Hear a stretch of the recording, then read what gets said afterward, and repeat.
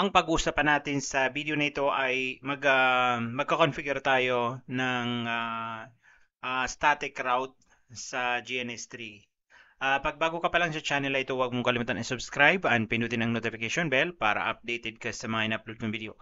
So, kung gusto niyo i-configure sa Packet Tracer, gagana din to. Meron din akong lab na ni-upload na dito sa Packet Tracer gamit yung Packet Tracer. So, hanapin niyo na lang dito kung gusto niyo sa aking YouTube channel na OFW Space IT. Meron akong playlist dito na sa CCNA. Ginagawa ko lang yung lab na to para ma-practice din ako. So, gagamitin ko siya, i-configure ko siya sa GNS3. So, ipapakita ko sa inyo baka sakaling makatulong din sa inyo. So, meron akong GNS3 dito na naka-install. Pero kung iba yung icon nyo sa inyo ay maring hindi tayo magkaparehas ng icon dahil kinustomize ko yung icon ko. So, ngayon, nakaklase ka sa inyo, nilagay ko sa legacy. Tapos, yung mga icons ay pinalitan ko. So, nag-import ako dito ng router. Pinalitan ko siya actually. Nagpunta ako dito sa view. Dito pala configure template. Tapos, pinalitan ko yung symbol niya dito. Symbol dito. Pupunta ako dito browse tapos pinalitan ko lang ng icon. So actually router yan, yung dalawa na to pinalitan ko lang ng icon. So mag-start na tayo. Gagawin natin ay static route. Next yung gagamitin natin ay yung next hop na address. So punta tayo dito sa kailangan pa natin mag-create ng new project. So project blank project. So, maglagay tayo dito ng static route.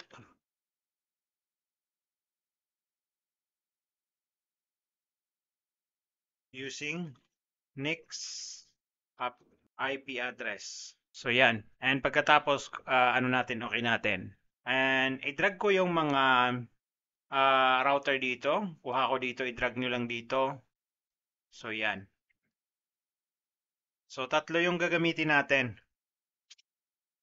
Tapos, ayan. Lagyan natin dito ng mga yung cable para mag-connect sila. Gamitin natin dito ay fast Ethernet 0 and dito fast Ethernet 0/1. So yan, okay na siya. And maglagay tayo dito yung gusto natin na IP address. So 192.168.1.1. Lagyan natin dyan /24 sa interface na yan. And pagkatapos, ayan.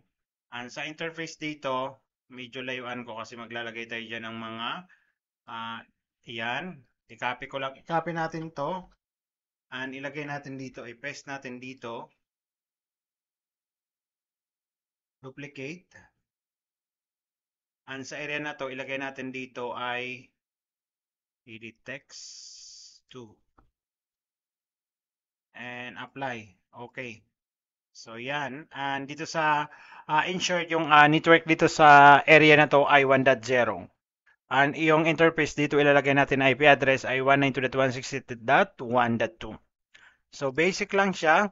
I hope makasunod yung wala pang knowledge dito sa static route kasi very basic yung gagawin natin. So i-duplicate ko na lang ito. Duplicate and edit natin ulit. Lagyan natin na ito na 2. So yan, 2.2 yung area na yan. Ayan, yung area interface dito. So duplicate natin. Ayan.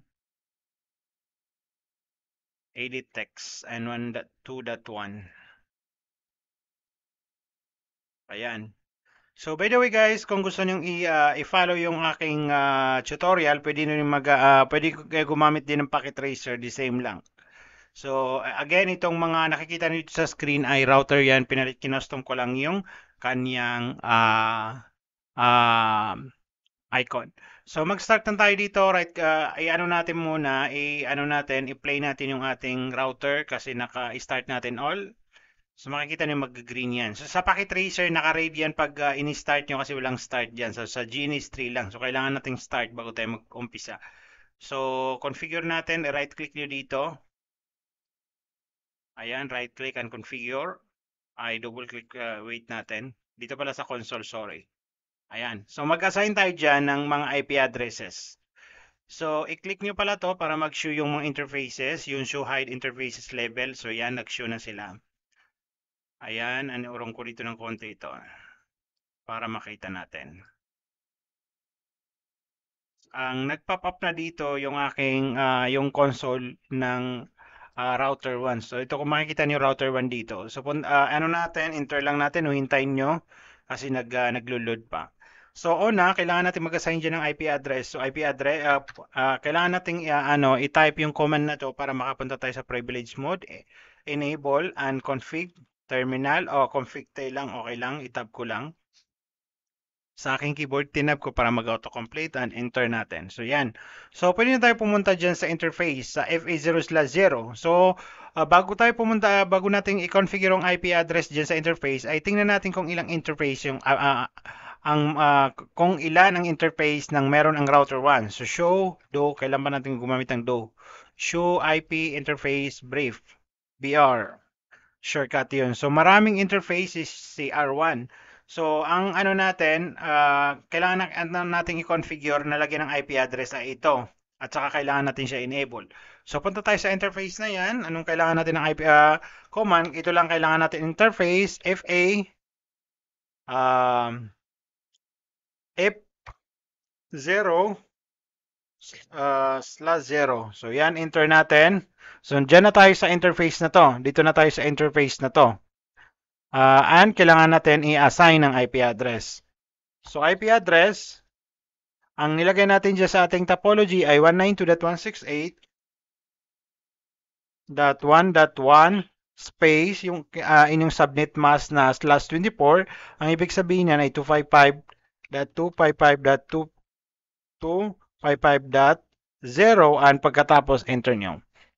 So, kailangan natin yung command na to para kung makikita niyo dito sa taas, nakalagay dito ay shutdown. Down. So, kailangan natin ilagay ang command na to na no shut. No shut and enter natin. So, may lalabas dyan na message na yung ating, yung ating interface na FA0/0 ay up na siya. So, up state. Change to up. So i-check natin ulit kung ano ba talaga yung ilagay natin ulit yung command na do show IP interface brief. Bago natin enter, tingnan nyo dito, i-check nyo kasi may magbabago yan. Siyempre, ito na nag-assign tayo ng IP address at saka nag-up na. So enter natin. Ayan. So ito yung different ngayon. Yung fast Ethernet 0/0 dito, meron siyang IP address dito kasi naglagay tayo dyan. Tapos dito naman, nakalagay dito ay administrative down. Ang dito naman nakalagay dito ay app. Kung makikita niyo, yes, manual ay yung ano natin, yung interface natin ay app na. So, kailangan ko lang i-save yung aking configuration para make sure na next time, pwede ko siyang, pag binuksan ko, nandyan yung ating configuration. So, WR, right, save natin. So, ang next natin, tapos tayo dyan sa R1, ay pupunta tayo dito sa R2. Right-click natin ay config, punta tayo dito sa console. And magpa-pop up din siya dito. So, R1, R2. So, hintayin nyo na lang o i-enter nyo na lang. And pagkatapos, ilagay natin yung almost the same command starting. So, kailangan natin enable, config terminal, config T in short, and kailangan natin magpunta sa interface na to. Yan na lang para nakikita natin yan. So, kailangan natin pumunta sa interface na yan. So, interface F0/0 and IP address, mag-assign tayo dyan ng IP address 192.168.1.2 yung ilalagay natin dito kasi 1.2 and pagkatapos yung ating subnet mask na 255.255.0 And yung command na kailangan natin ilagay para mag-up siya ay no shot. Ayan. So, mag-a-up yan, yung interface na yan. Yan. Nag-up na siya. So, tapos na tayo sa network dito na ito, yung between R1 at saka R2. And kung iping natin ngayon yan, gamitin ko lang yung do kasi para hindi na ako mag-exit. Do ping. Iping natin yung IP address dito. Yung nilagay natin na IP address dyan. 192.168.1.1. So, enter natin. So, i-check natin. So, yun. Kung makikita nyo, mayroon siyang communication. Mayroon lang nag-drop dito kasi yung ARP request. Ayan. So, kailangan natin i-configure yung other side. So, enter ko lang and exit ko. And punta tayo sa interface na to. F0/1. Interface F0/1. And IP address. Mali yung pagka-type ko. IP add 192.168.2.1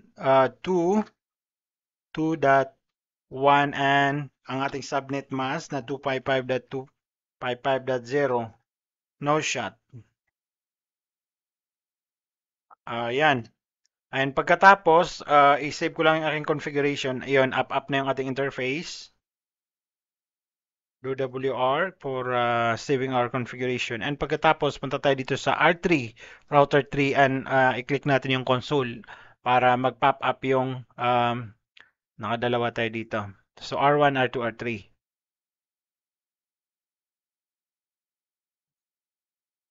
By the way, meron akong tutorial sa pag-set up dito ng GNS3. I-check nyo na lang sa aking mga video or sa i-check nyo dito sa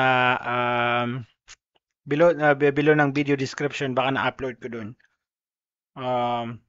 Enable config T and pagkatapos yung ating IP, interface. Pwede yung interface na F0/1. Ito yon. Ito yon. Punta tayo dyan sa interface na yan. F0/1. Di kailangan natin lagyan ng IP address. IP add, in short, 192.168.1.2 and yung ating subnet mask na 255.255.0 and ilagay natin yung no shot. Ayan. And pagkatapos, i-save natin yung ating configuration. Ayan, up na yung ating interface. So, meron na yung communication, yung R1, R2 at saka R3. So, i-check natin, ilagay natin yung do, ping. By the way, ito yung ipiping natin. Dito tayo ngayon sa R3, ipiping natin yung interface dito. Do ping 192.168.1.2.1. So, meron na siyang communication. Ang tanong ko ngayon, ipiping ko from R3 yung R1. Ipiping ko si R1 sa dito ako ngayon sa router 3 and ipiping ko ngayon si R1 yung interface dito. So i-check natin muna dito kung merong communication. Ang network diyan ay 1.2. So wala silang communication. I-up natin ulit. So hindi na natin ipiping ito kasi walang communication dito. Paano pa kung dito? So kailangan natin maglagay ng static route. Unreachable network niya ay yung dito sa network dito, yung 1.0 ay kailangan natin i-type dito na exit ko muna IP route. Tapos yung network dito na 192.168.1.0 192.168.1.0 at saka yung kanyang subnet mask na 255.255.255.255.0 and yung ating next hop interface. So, yung ating next hop interface ay ito. Kaya naglagay natin dito sa ating title ay static route using next hop interface. So, 192.168.1.2.1. So, internet ay nagkamali pa, naging 12 pa. So, pag nagkamali kayo, lagyan nyo lang dito ng no. I-up arrow nyo lang para ma-recall nyo yung last configuration at saka enter nyo. So, ulit natin. Ito, instead ilalagay ko dyan. Pwede nyo i-type ulit. 2.1 yung next hop yung interface dito at saka tanggalin ko yung no. Gamitin nyo lang yung left arrow, right arrow sa inyong keyboard. So yan, ang backspace. And okay na, enter natin. So save natin ulit ang ating configuration. So hindi natin kailangan sa R2, hindi natin kailangan mag-static dito sa area na to kasi reachable na yung mga network sub in between nakakonect na sa kanyang interface. So alam na niya. So ngayon, dito tayo pupunta ngayon sa R1, i-configure natin almost ganito yung command, tapos opposite dito yung IP address ang ilalagay natin dito. So punta tayo dito sa R1, ito router 1, and make sure na mag-exit muna ako ng 1, and IP route, yung command na kailangan natin ilagay, yung network dito, 192.168.2.1 at saka yung kanyang subnet mask, 2.0 at saka yung kanyang subnet mask na 255.255.255.0 at saka yung next hop address. So dito tayo sa R1 ay kailangan natin ilagay na next hop address ay yung address na 1.2. Yung kanyang exit. Next hop ang tawag dyan, yung right term nila. 192.168.1.2 and enter natin. So isave natin yung configuration. Do WR right. And pag bumalik ako ngayon dito sa R1, dati piniping natin dito from dito sa R3. Sorry, nandito ako ngayon sa R3 router 3. So dati piniping natin yung interface dito ay walang communication. So i-check natin ngayon dahil naglagay tayo ng IP route na static route. Naglagay tayo ng static route 192.168.1.2. Oh, kailangan ko palang arrow up ko lang, kailangan ko pala gumamit ng do and space, yan. So kung makikita niyo, meron na siyang communication. Yung R3 hanggang sa interface na to. So i-check natin yung interface dito na 1.1. So arrow up ko lang and napindot ko pa yung enter instead of backspace and 1.1. Ayun, meron na silang communication. So pag binaliktad mo, pumunta ka rin dito sa R1, ay meron na silang communication. So i-check natin. By the way, pag dito ka lang nag-configure ng static route, hindi gagana kasi wala siyang balik doon. Pag nag-ping ka, wala siyang response. So kailangan mo kailangan mong lagyan ng static route yung both. So ilagay natin dito do ping 192.168.1.